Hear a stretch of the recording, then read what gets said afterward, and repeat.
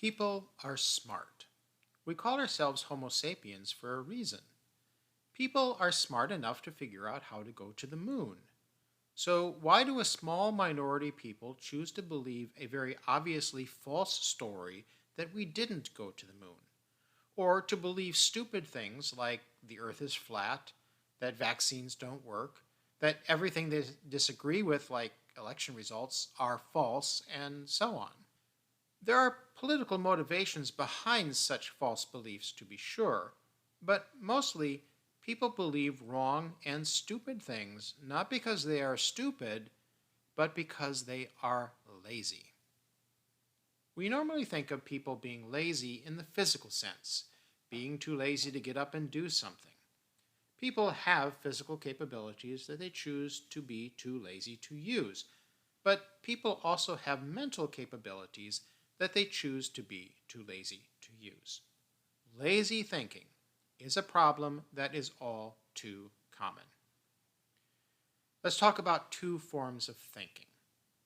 In philosophy, we talk a lot about the importance of critical thinking.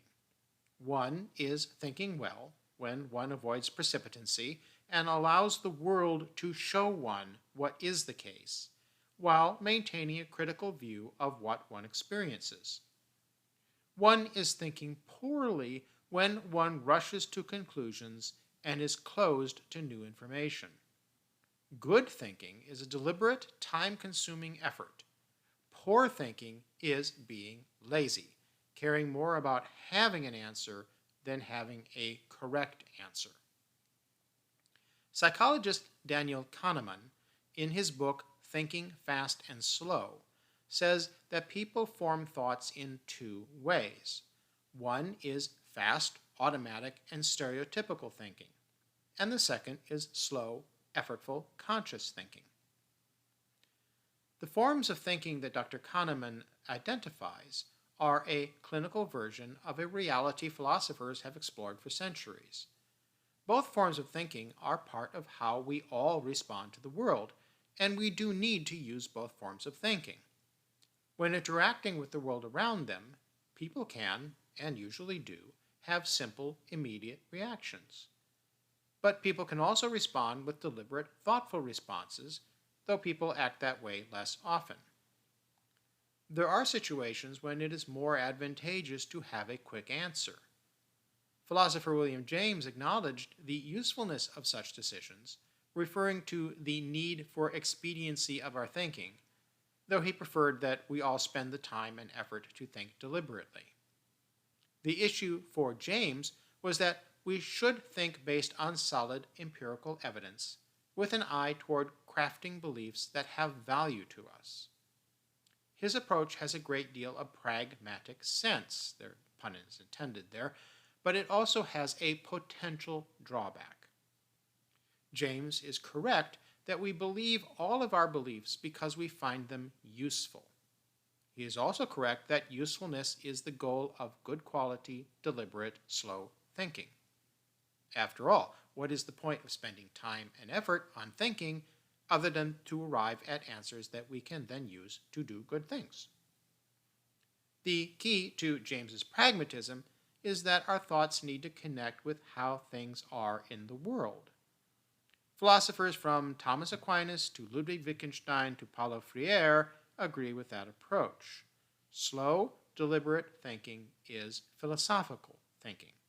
It is the method by which we craft answers and solutions that reflect states of affairs in the world, adapt our thinking to the world, and fulfill our needs to create practically useful beliefs. But there is a third type of thinking, which is lazy thinking. See, the problem is that lazy thinking is also useful, but less useful, of course, because laziness is a motivation to settle for less. People choose to be lazy because they get something out of it. Physical laziness is either a lack of caring or a way to try to get someone else to do something. Lazy thinking is likewise either an absence of care or a surrendering to others of the acts of finding solution and answers.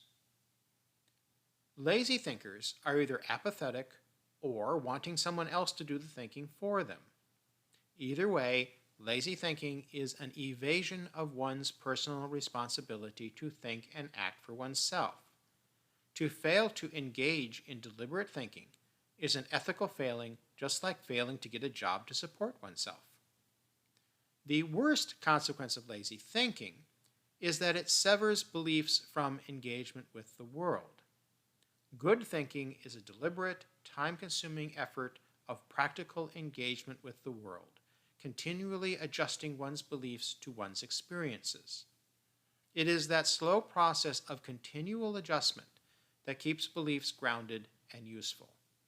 Without that process, beliefs become less valuable over time because they lose connections with how the world is. If you own a machine, any machine like an automobile, and don't maintain it, the machine will eventually break down.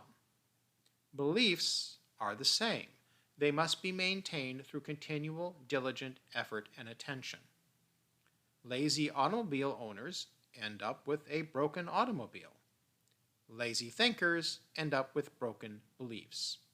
Neither a broken automobile nor a broken belief has much value. Neither of them work. Neither of them are useful. In a previous podcast, I talked about conspiracy theories and the false stories they tell.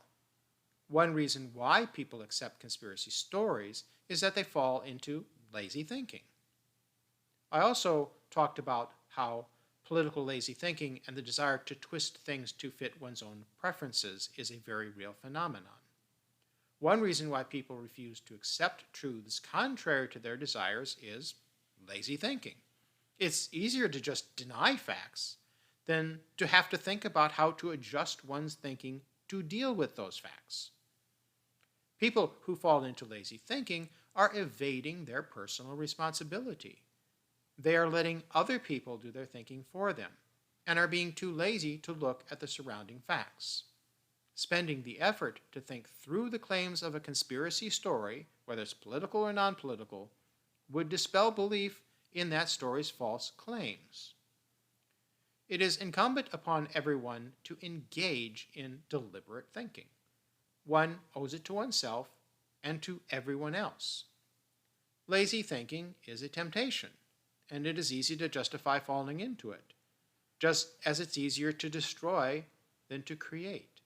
It's easier to avoid one's responsibility and, so to speak, burn down the evidence all around and accept stupid and wrong beliefs. How much of society's problems stem from lazy thinking? Not all lazy thinking is bigoted, but all bigoted beliefs are lazy.